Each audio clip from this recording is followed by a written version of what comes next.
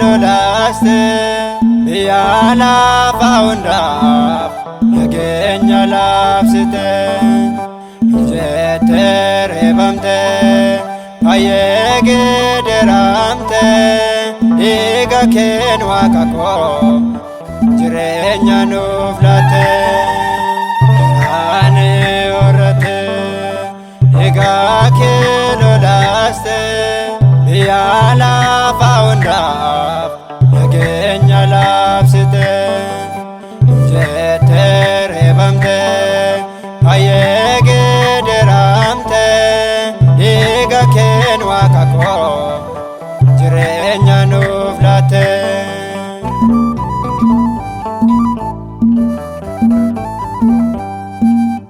akamin dagado madajina chake Navjede chochobe kulkulon nigake Nagesat mada jalala bumake Chalisun dandao gufta kolmake Rane orate igake lolaste Biyala faundaf nagenya lapsite jetere bamte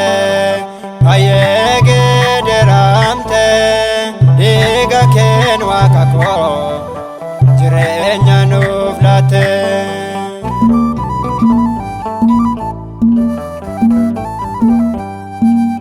fula bela tose burto daf dabate wae kof jecha ipoko irmate Waran sofre bicha baye garafamte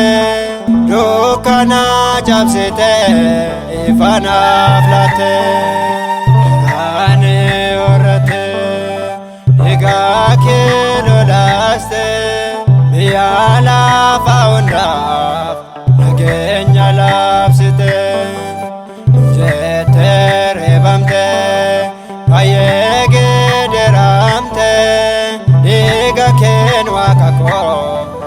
jirenya nuflate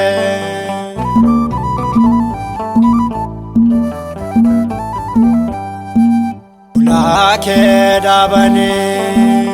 sittike yesane ulake kolkollo jofatu fane malansif debisa Walmake fuakako ulake agao galane afango rane orate iga kilolaste biyala faundaf nagenya lapsite jetere bamte ayege deramte iga ken wakako jirenya nuflate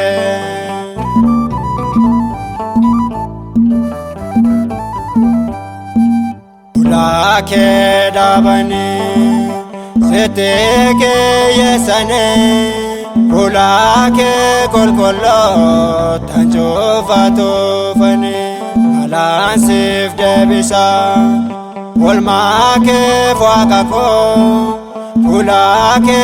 agao galane afango ane orate iga kilolaste biyala faundaf nageenya laabsite jettee reebamte baay'ee geeddaramte dhiiga keen Waaqa koo jireenya nuuf laatte waraanni horate dhiiga kee lolaaste biyya lafaa hundaaf nageenya laabsite.